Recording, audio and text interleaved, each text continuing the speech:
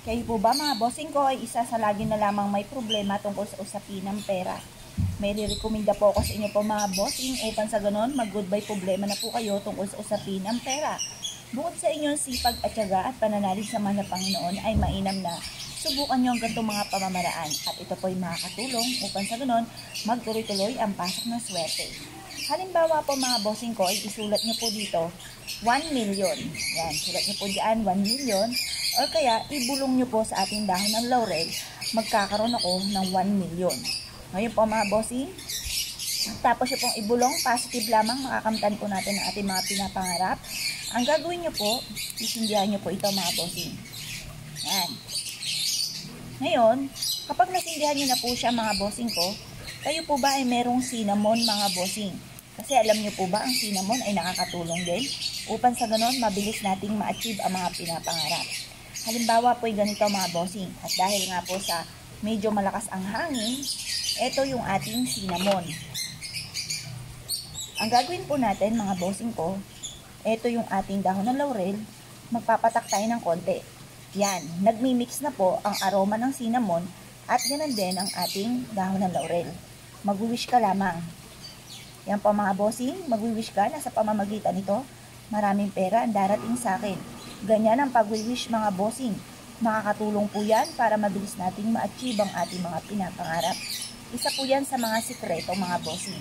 Ngayon po mga bossing, yung pinakapulbos po ng ating cinnamon at dahon ng laurel ay may kakayahan din na maka-attract ng swerte mga bossing. Kaya huwag nyo itatapon ito. Pwede nyo po siyang ihalo sa ating asin at ito po ay magiging black salt po siya mga bossing.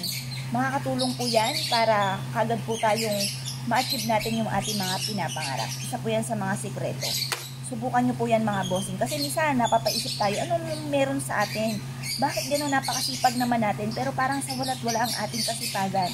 Para may patunguhan ng ating kasipagan mga bossing, ay mainam na subukan nyo po ito.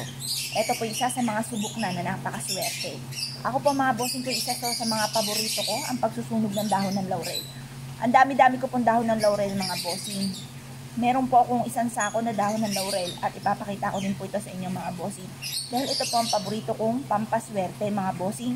At ganoon din mga bossing ko ang bawang, cinnamon, lahat ng mga klase, mga iba't ibang klase ng herbs na makakatulong upang sa ganoon ma-achieve natin ang ating mga pinapangarap. Ngayon pa mga bossing, ayan po yan, off na natin to. Nag-off na rin. Yan, nahipan ko tuloy. Sinda ulit natin. Yan, para hindi mawala.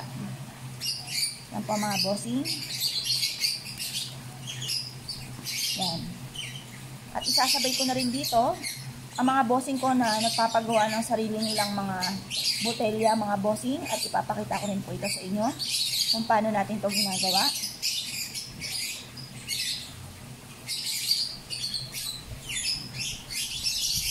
Yan po mga bossing ko yung ating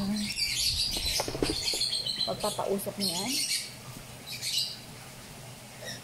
Ating cinnamon.